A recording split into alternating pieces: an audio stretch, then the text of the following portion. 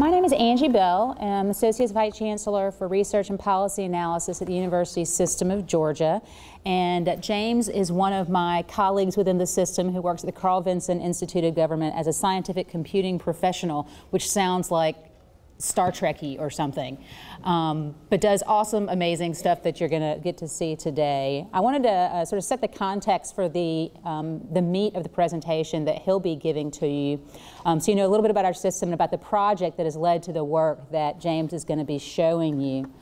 The University System of Georgia has 26 institutions that range from Georgia Tech, just up the street, you know, very selective research institution, all the way to access-oriented state colleges that, you know, have about, 2,000 students and are much smaller and have a very different mission. So a broad range of institutions. We had 325,000 students this past fall. We're one of the largest systems in the country, maybe 8th, I think, is where we are currently. And of course, a lot of those students are transfer students. This past fall, 17,500 of our students were incoming transfers to a USG institution. And then for the last fiscal year, just within the USG, institutions moving within our constituent institutions, we had 15,000 students moving back and forth between just our institutions. So transfer is a big focus for our system, as it is obviously a big focus for you since you came to the conference.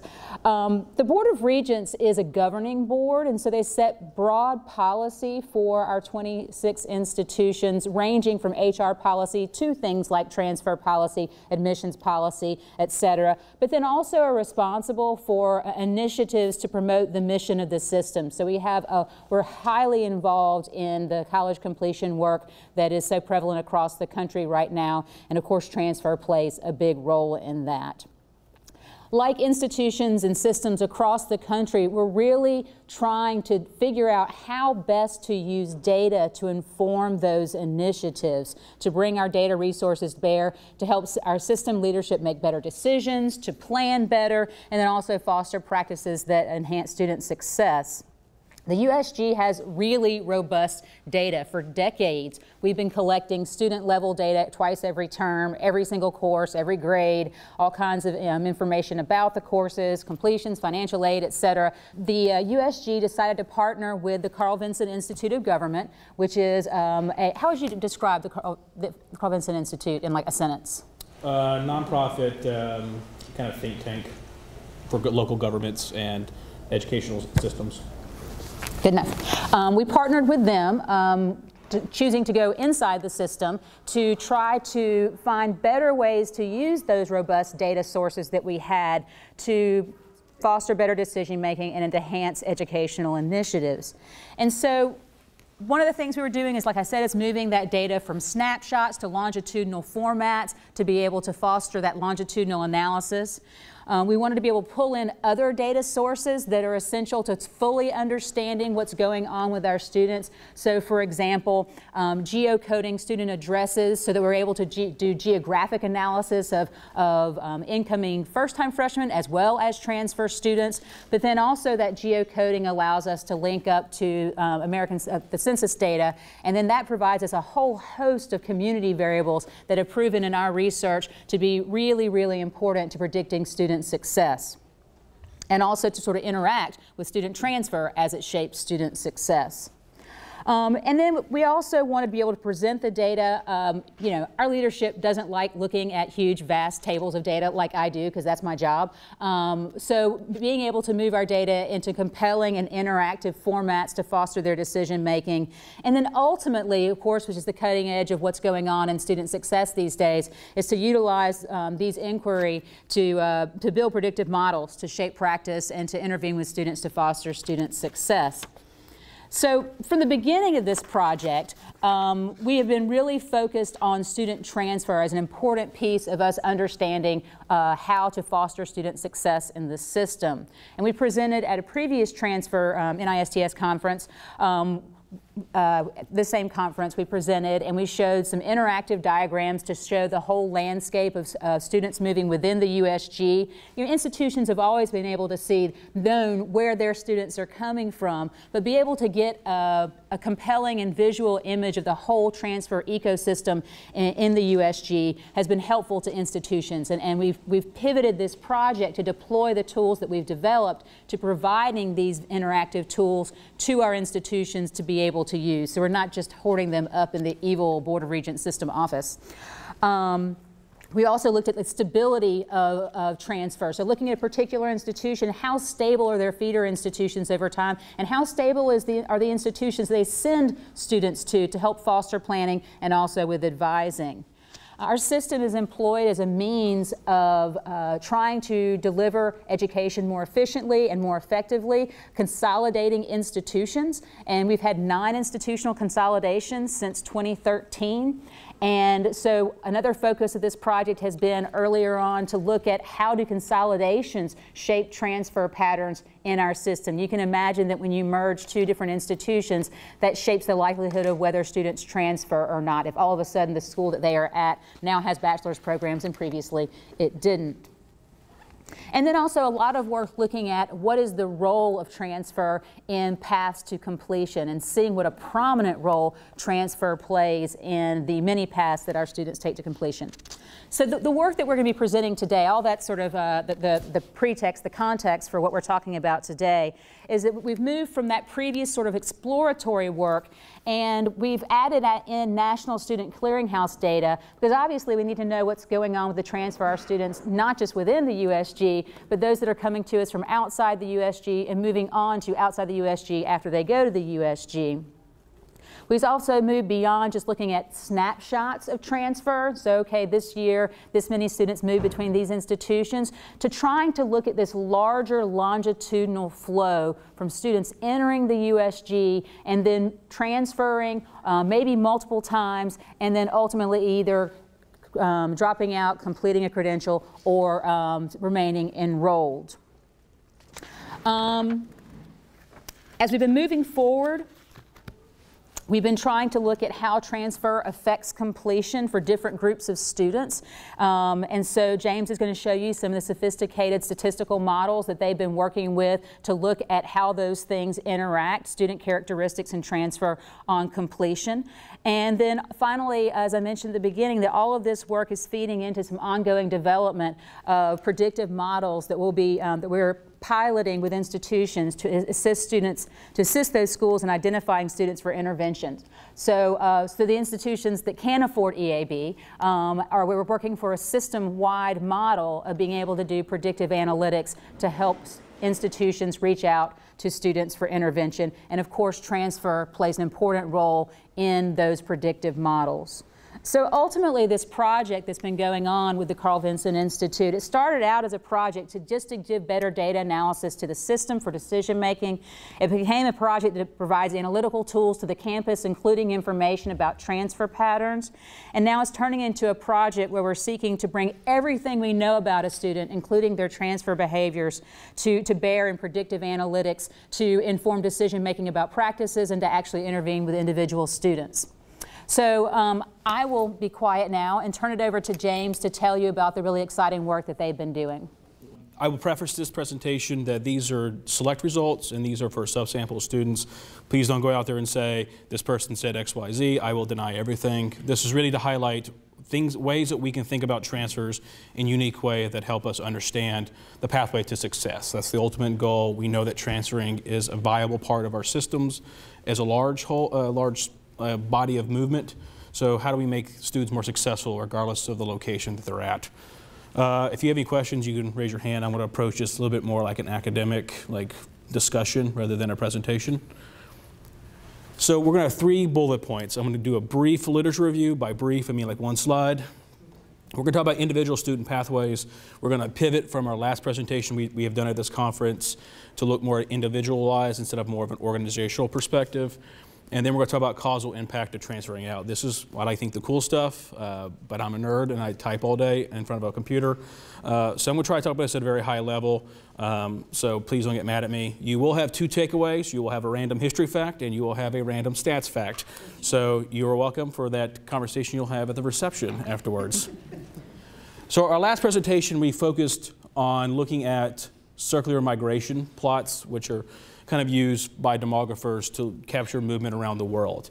We looked at intra-systems, so that's all the institutions within the University System of Georgia, and we looked at what are the general patterns. As you can see, this is it highlights 4 dimensions, and those are the 4 sectors of the University System of Georgia. And then through our software system, you can click on that individual sector and look at what are the major institutions that have movement to other universities. This is a very unique way to look at it because if you think about there are 26 institutions, there have been up to 35 institutions. The human brain can't process 35 dimensions by 35 dimensions, and if you do, you work in Vegas, you don't work here. So you have to think about what are ways that you can concise large amounts of data to the visual eye. And so this is one way that we looked at this. This is organizational. That's great. Students don't like organizations. They're them. They are individuals. So how do we take a similar concept and apply it to student level data? So we look at the current state. We know that organizations like Lumina and Complete College Georgia are putting increased intention on graduation rates. And that tells us that transferring activities play a big part of that equation. So how do institutions essentially hand off other students to other institutions to make them successful? If you think about each pit stop a student takes, they are endowed with characteristics from that institution. How do we better prepare those students for the next stage of their academic career? And this really does put an emphasis on higher education systems to make sure that they collaborate in an effective way. Or do we have our good articulation agreements? Do institutions that share a historical pathway, are the classes being offered in a rigorous way to make them successful for maybe an institution that offers more concentrated work? So here's my brief literature review. You guys know more about this topic than I do. We know that mostly the focus is on institutional research and tends to be native versus transfer students. And the premise is that we're looking at, does that extra year to 2 years of the institution make a student more viable to graduation between 4 and 6 years? However, we know that students move. This is an important part. If you look at IPED's data over even the last 5 years that they've collected it, transfer movement among public institutions has grown at least by 40 to 50%. This is a big movement when you think about the number of students. There are well over millions of students participating in education right now. And we know this vernacularly, right? We know that community colleges transfer students into 4-year schools. We know that there are feeder schools. People joke about this all the time. And we know that movement can be vertical, horizontal, or it can be reverse. These are all common pathways that students take. But even beside all the research that we have, there's a lack of consensus about what are the extrinsic and intrinsic motivations behind transfer. Do students transfer because they want to be closer to home? That's what I did. That's an intrinsic motivation. Do I fail out of school and have to start over again? That's extrinsic. I'm forced to do that. There really is a lack of consensus. So how can we use these subgroup analysis to really try to highlight that? We would only ever know if we interviewed the student. So the best case we have is to look at more nuanced understanding to get a better idea. So I always like to say better data, better answers. If you look at it from a modeling perspective, they say garbage in, garbage out. As we start to collect more data about students, we're getting a better understanding of what are the factors affecting them on a daily basis. And I really like this quote from Hausler. I was trying to think about this conceptually, is that we think about students as attrition. And I look at iPads, pick on iPads for a little bit. Until 2011, they didn't really track transfers. So a student who leaves, you consider them dropped out. They're no longer at my institution. But in reality, they're still making it. They're still going to that degree, just not at your institution. So as we start to get this idea of incorporating National Student Clearinghouse to these state longitudinal databases, we can really start chunking information in there to give actionable intelligence to our campus leaders and to our system leaders. So let's look at individual student pathways. So this is your historical fact. This is a famous graphic. This is actually Napoleon's march from France to Russia. This is, so I will explain it. Please don't get nervous if you don't know it right off the bat. I'll highlight 2 important colors, tan and black. This right here is just movement in time. What I'm really concerned is this part right here. So if anybody ever marched to France to Russia, it's really cold. Imagine it back when you don't have the padding, the Patagonia stuff we have now. But if you notice Napoleon's army, it's very big right here. And I start marching to Russia. As you notice, this band gets smaller and smaller and smaller. That means I am losing troops. Here, in this case, here I'm losing them because they have died because they have not eaten or they're too cold. Now, if you notice, these little branch offs are here. That tells us that parts of the army moved from the main regiment and then moved elsewhere. And if you see, Napoleon's army gets really, really, really, really small. That's why he didn't conquer Russia. And then they marched all the way back. So if you look right here, this is the size of his army starting, and this is how it finished. So I did two things right here. I showed you movement trajectory, and I showed you flow. So how can we do that for students?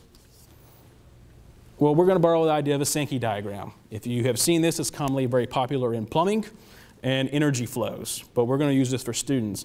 The nice thing is it captures the dynamic relationship between the system. Width is proportional to the flow quantity. Greater the size, greater the movement of students. And so we're really going to focus, the emphasis is not on small little tiny flows, it's the big flows that matter, because it tells us these two institutions are highly connected and therefore should start thinking about how do we arrange a system to help students better transition from one to the other. So we are going to link these institutions because we know that, for example, the University System of Georgia, they're linked politically and through government agencies. We also know certain schools are linked geographically. So if you think about a commuter school that transfers into a bigger school, like UNG transfers into the University System of Georgia, there's a reason why that's an important relationship. So we like to ask ourselves two questions. Are there significant linkages between two institutions, and are there common pathways to success? I have a clicker that doesn't really work. So we're going to combine records from the University System of Georgia and the National Student Clearinghouse. We're looking at 6 academic years. Why that tends to be the convention. Students can be enrolled for 8 to 12 years. You kind of have to cut it off at a certain time period to make it easier to handle. And then we think about 4 actions. Students can still be enrolled in a school, they can transfer, they can drop out, and they can graduate. That's the only 4 movements that they can have. And so, for example, I want to use myself for an example. I started at the University of Kentucky. I transferred to Murray State. If there's anybody there, go Thoroughbreds. And then I graduated. Those are the 3 actions I took when I participated as an undergraduate in the higher education system. So what does that look like? Here's a very simple example to highlight for you. I start off in a state college. It tends to be our schools in the University System of Georgia that have an open access mission. As you can see from this example, the state college, I flowed to the dropout sector. This means that students started at school A and then dropped out immediately. So that was the only school that they attended in this universe. As you notice, the dropout carries all the way through to make it even at the end so I can kind of see what's the final outcome. This sample right here is something that we really care about. That's why we're here. The student transfers from A to another institution. The student here transfers to institution A and then they drop out. So that means that I went to 2 schools and dropped out without receiving a bachelor's. And then here's another example of starting at school 1 and then I graduate and it carries through. So now I can actually visualize thousands of students and seeing what is the common pathway. This is an example. I hope everyone's got it mastered, because this is what it looks like for University System of Georgia, and this is where I'm going to stand up and hide my weight here. These are our 5 big institutions, commonly University of Georgia, Georgia State. The reason we only hold those is there are hundreds of institutions, so we're highlighting major flows.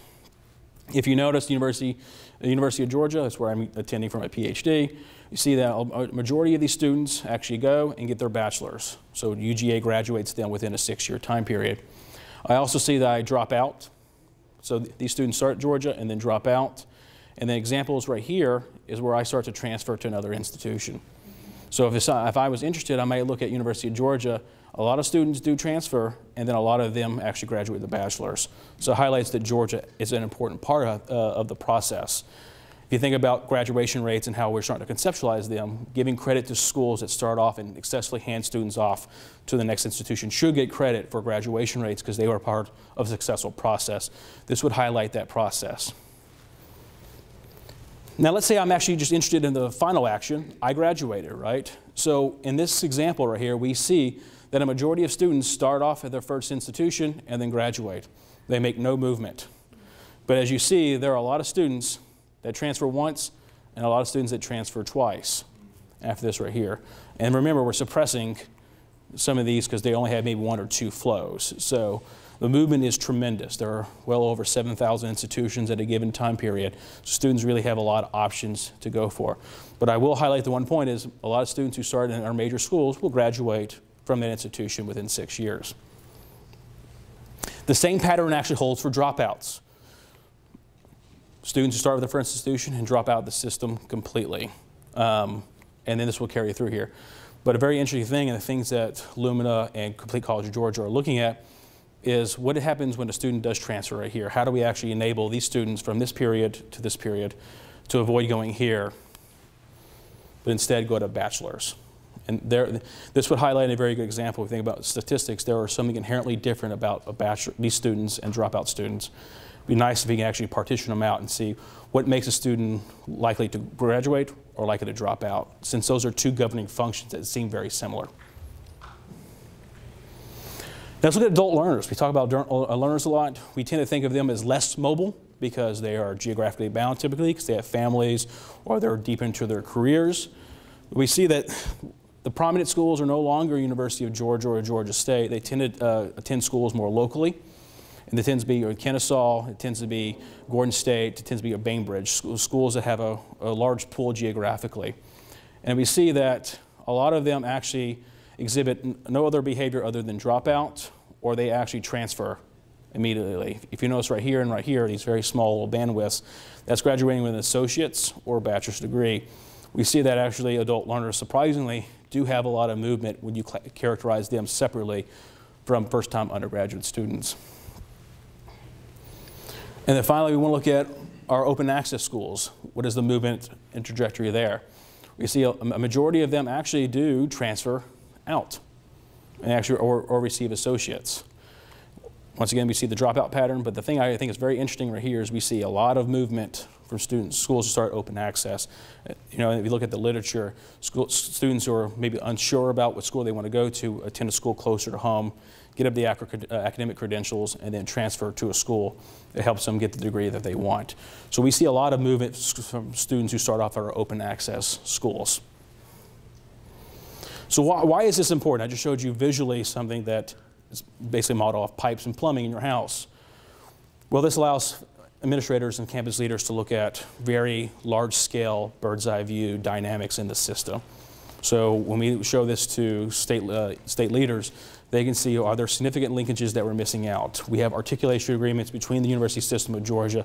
Should we reevaluate that? Or are there other ways that we can make to make that transition period much easier for the student? Our goal, our job is to make sure students succeed. And then finally is to help institutions also know, if I know that students are leaving, and we show this to a campus we're working with, most of our faculty members thought students move on and transfer and they go somewhere else. So actually most of them drop out.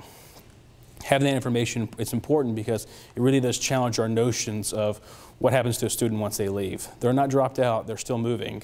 So how do we actually change that, the verbiage behind that, to be more proactive rather than reactive? So now, yeah, so, yeah. I guess I need to get the microphone to add my 2 cents worth. So the visuals that he showed you are at the system level, but we're deploying this out to individual institutions. And so an individual institution can see just the students that start at their school and which institutions they're transferring to, and then what happens to them after that. Do they transfer to other schools? Do they drop out? Do they wind up graduating? So for the institutional use, you're able to look and see, okay, my students who transfer to institution A, most of them wind up going on to be successful. Maybe they're still enrolled because it's taking them longer. But then these students over there going to institution B, I'm seeing that 3/4 of those actually wind up dropping out. So an individual institution can take this, they can look at the high-level information to understand the larger ecosystem of flows of their students within the system, but they can actually also use it in an actionable way. If you're talking to a student who's thinking about transferring, if you're advising a student, you can say, well, history shows that the students who go on to X institution are less likely to be successful. What are your plans? I'm not saying you shouldn't go to that institution, but let's think about how you can be successful if you go to that institution. This other institution, we tend to see more students complete their degrees. Would that be a good option for you? So there is this actionable piece, I think, that as we roll this out to institutions that we'll hear back from them about. Those are great points. That's why she gets paid the big bucks. I do not. I'm looking for a raise, sorry. So let's talk about research design. This is my wheelhouse. This is what I really like. So I'll have more enthusiasm if I didn't have enough for you the first part. We're going to talk about causality. Like, this is something we really care about. Does X affect Y? That's essentially, we always talk about this. We're trying to figure out that cause and effect relationship. And so if you think about the paradigm of why we're here, what's the likelihood to graduate within 6 years? That's the effect, the outcome that we're looking at. The causes I transfer after my first year is what I did in my own college career. That's the treatment, right? That's the effect. That's the cause that we're looking for. Did transferring after the first year affect me graduating within 6 years? If you know anything about ER or The Resident, the new show's out about, we think about clinical studies. That's the gold standard.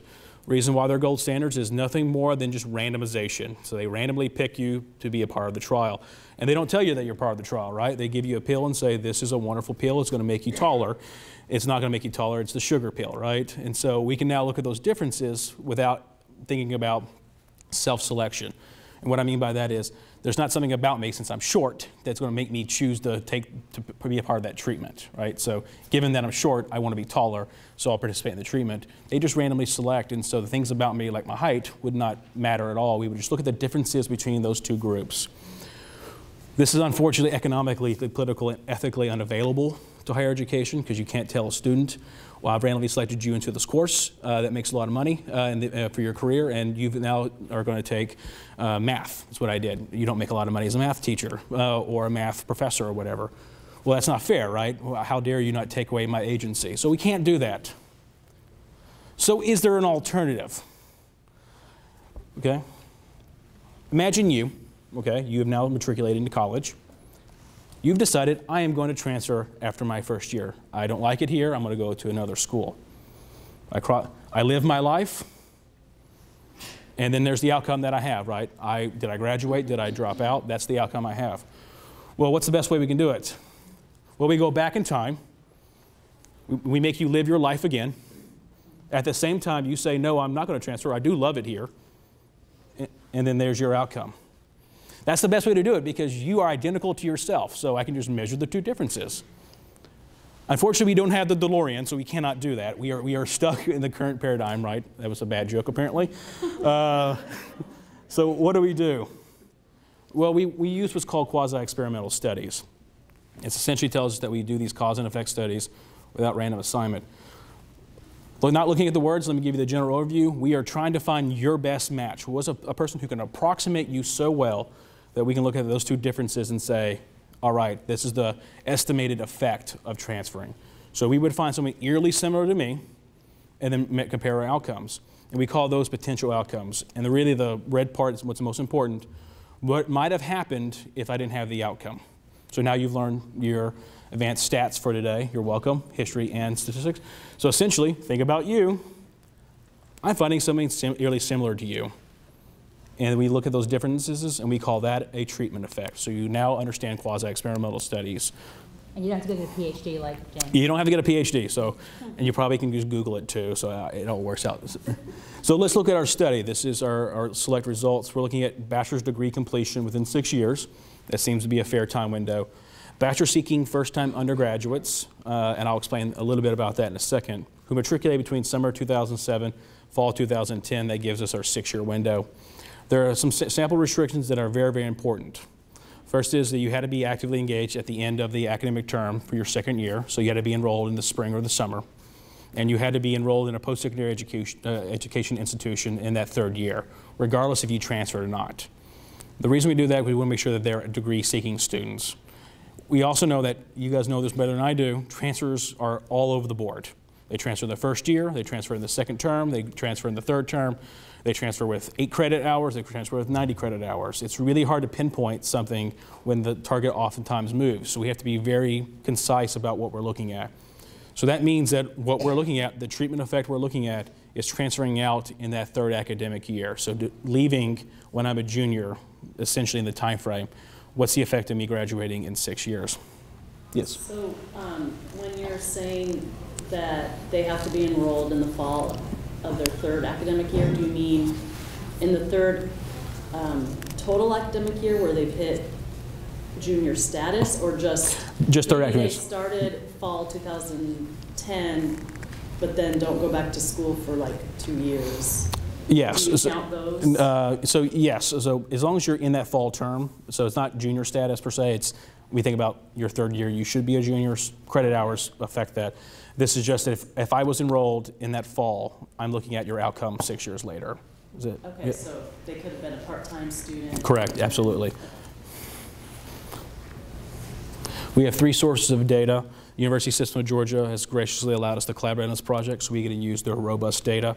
We analyze financial aid data and course performance data within that first 2 years. So we know how many hours they took, we know how many they earned, what is their GPA, things that are typically associated with extrinsic behaviors. And we also have financial aid data. We can at least try to postulate, was there changes in the hope, did they lose hope? Do they gain hope? Do they gain the Zell scholarship or not? Do they have loans? Oh, sorry, Hope Scholarship is a lottery-based scholarship for students coming out of high school. Sorry, I always forget that there are people from a vast number of states, but it's the largest lottery-based education scholarship. National Student Clearinghouse, which we're all familiar with, gives us the outcomes beyond the schools that we see. And where kind of our forte in Carl Vinson is we use geocoded addresses. So the reason we did first-time matriculates and not native and transfer students common is that we can now actually use community variables about students starting at the University of Georgia to give us a lot more information. Ideally, we would love if a student came in and said, I'm a first-generation student, I am very poor, I need the Pell Scholarship, I don't own a car. That's great. We would love that information. It's so wonderful from the horse's mouth, but we don't get that, right? Students don't respond to anything.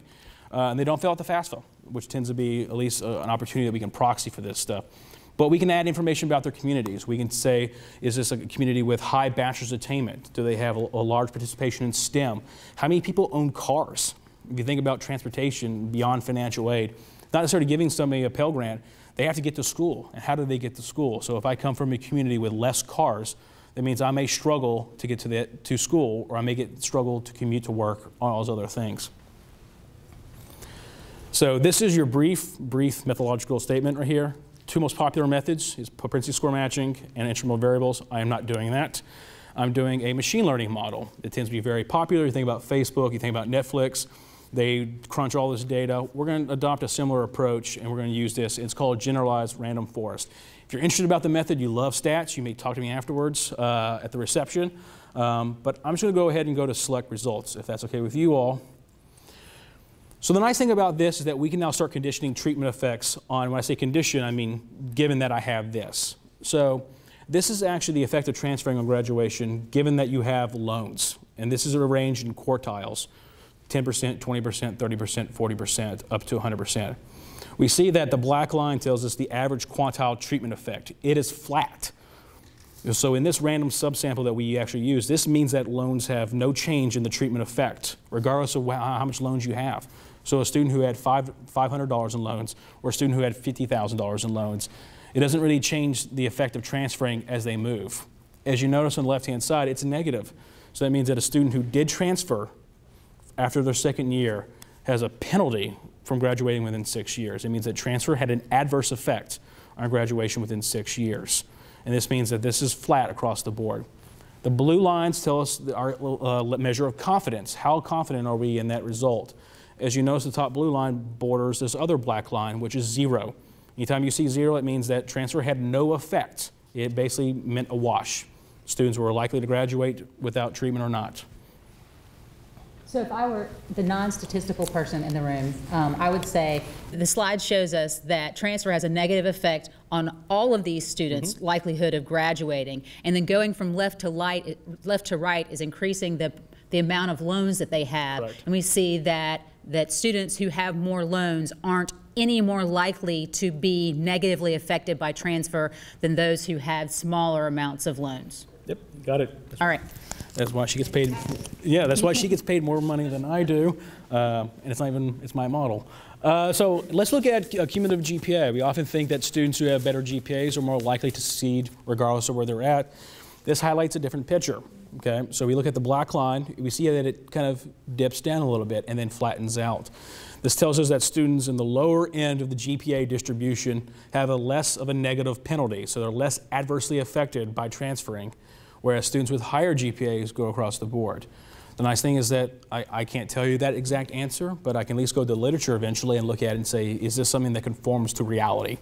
It's always something that Angie and my boss remind me, that does it conform to the reality in which you live in. If you notice that blue line then tails up, right? So that tells you that it crosses over. So it could mean that there is no effect, but also shows that there's a positive. So students with higher GPAs could benefit from transferring. The nice thing about this is these were all aggregated. I have the individual estimates of students, so we can actually see individual treatment effects. That's the wonderful thing. I'm just aggregating this so you can see the distribution. That makes complete sense when we think about traditional statistics. We think of averages. Students don't operate on averages. They operate on them. So getting an individualized treatment assumption allows us to be able to actually really pinpoint what makes a student, if you're looking about that right-hand side, the same student with the same GPA, what makes one student have that benefit of transferring and a student who doesn't have that benefit from transferring. We see a similar pattern with cumulative hours attempted, and we think about Tinto's model. That's kind of a standard bearer when we think about transfer students. Students who stay longer in the institution or have more credit hours tend to be more academically integrated into their institution, which means they may suffer a negative penalty from transferring. We also see that blue line goes above 0, so we do see that some students do benefit with larger credit hours attempted. That means that they're probably more prepared going to the next institution to handle the rigors of academic coursework. So is that saying that the more hours you've earned before you transfer makes it less likely that you graduate? Yes, in the presence of transferring, given that I transfer. And now here's some work that we did about community variables. So this is actually renters with access to 0 vehicles. That means that I live in a community where the proportion of people who rent their home have no access to vehicles. If you notice it's flat. It has no bearing or no effect on the benefit, lesser or worse, of transferring. This seems to be very weird when you think about communities with access to renters. Why doesn't it have an effect? We would think that if a student can't get to campus because we believe they may not have a car. This is also the idea that we can partition this out, look at it in a different way, because these students might be Metro Atlanta, and Atlanta has access to the Metro train, whereas I might be rural based. The nice thing is that I can take these results back and then compare it to where they're actually located and say, well, can I condition it on rural or urbanicity or other things? I've only shown you a select amount of results. There are well over 2,500 variables in the ACS. That's a nice thing. We can start mixing and matching and interacting these effects to get a better picture about what is going on. And the last one, this is actually, you think about disposable income, which tends to be very important. The federal government released a study that talked about other forms of socioeconomic status. Good question is, do you own your home?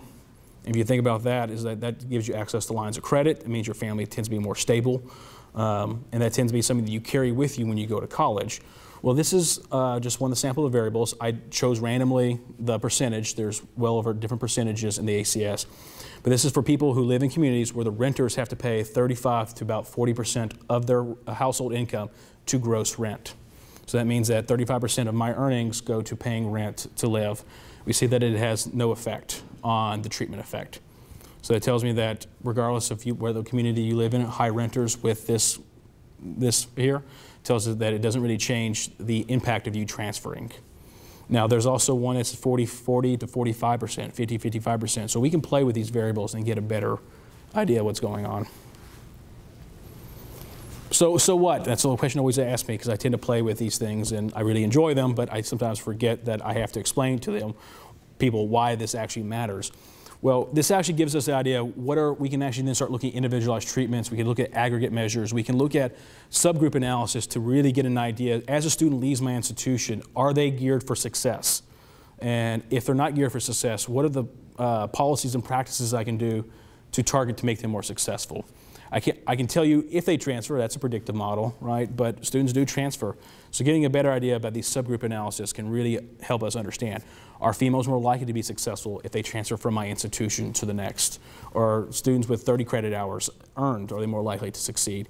Those are questions that we can start asking more robustly now using these type of methods. And to borrow from the Vice Chancellor for Academic Affairs, Dr. Tristan Denley, does it inhibit their academic momentum? So are we really doing a good job keeping that course for them regardless of where they're at? And the second thing is what I like to get into is early warning predictives.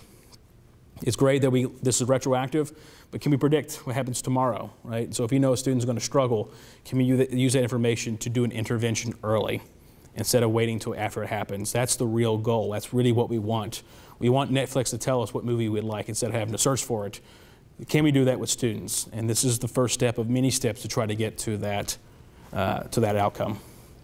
I did want to emphasize James's point that so he's doing the groundwork for then the later administrative innovations that we would likely take on at the system. As I said, we're piloting work now with developing these early warning and predictive analytics for student outreach. And so the first phase of that work is just looking at students, but before they even start taking classes, who can we identify that needs extra assistance from the get-go based on these sort of sophisticated statistical models and incorporate community characteristics, and then to go on to the next step of like once students enroll that and they start engaging in behaviors, we use these models in order to identify students who need outreach. And then of course, as this presentation has shown, that it can also help us for subpopulations of students such as transfer students, we can use these models to develop the predictive analytics to do those outreach activities. So James is laying the groundwork for what ultimately will be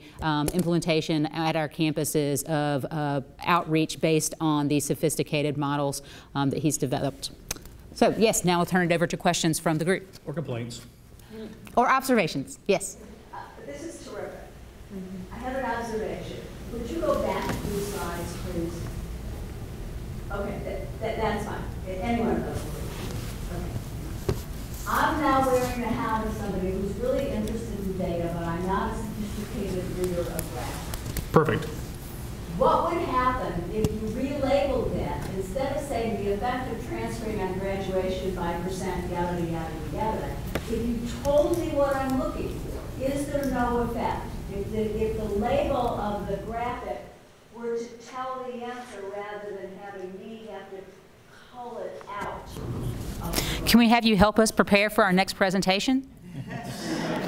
You know, that is like, I went to, actually, you guys sponsored a seminar on best practices in presentation, and one of them was, and I don't do it, but one of them is to have the label for your thing be to say the percent of the community with renters having access to no vehicles has no effect on graduation for transfer students.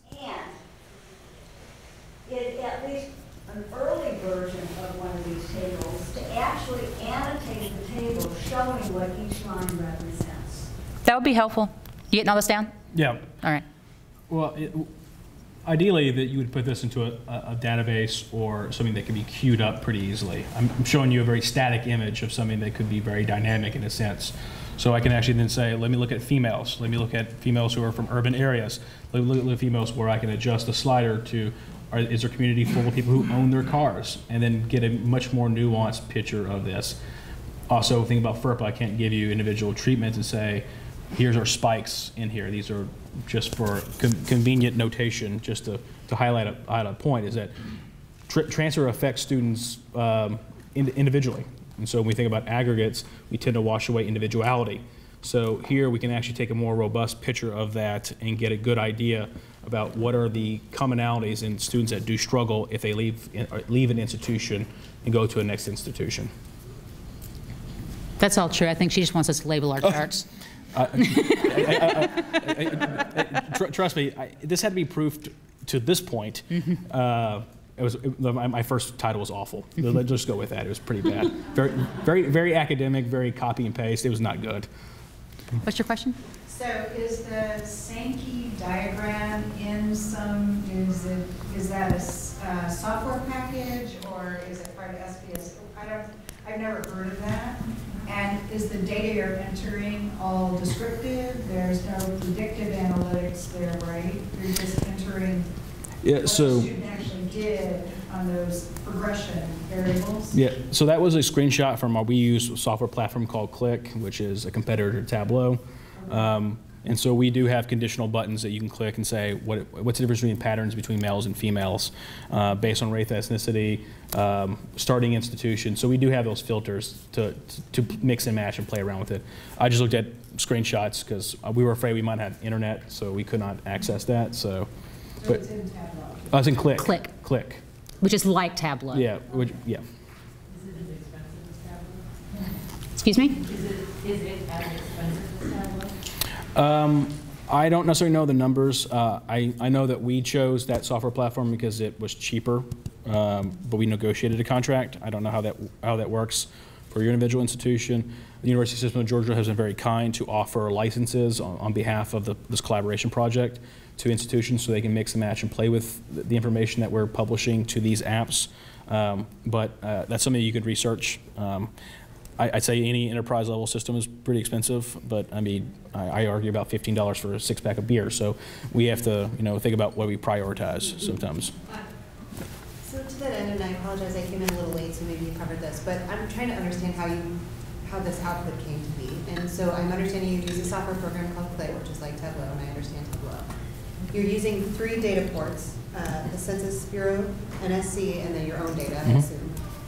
Are you loading that all manually? Are you pulling? How are you getting? Did you have to have some sort of an agreement with NSC to take the data from them, or how did it all get in? And then so the USG has the agreement with National Student Clearinghouse, and so we have figured out all of our institutions, because of the board's statutory authority, we're kind of all the same thing. So we're able to just give the data to the Carl Vinson Institute. We signed a data sharing agreement, but it's not a huge legal hurdle.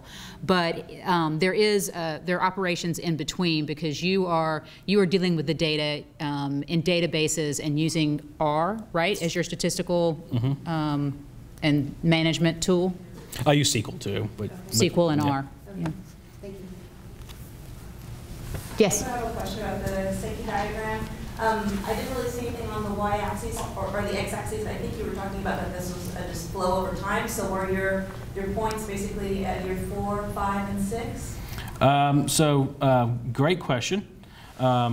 This does not capture the temporal nature, so I can't tell you that this was after the first term. This is just actions, right? So that means a student could transfer, if you think about dropping out, I could drop out the 4th term or the 2nd term, it still shows up as that second action. I've only highlighted 4 actions, but students take a lot more than that. So in our sample database, students can take up to 9 actions, which means in a 6-year period, they went to 8 different institutions. But it's really hard to... So basically just each set of data is just the next sequence of actions. Yes, absolutely.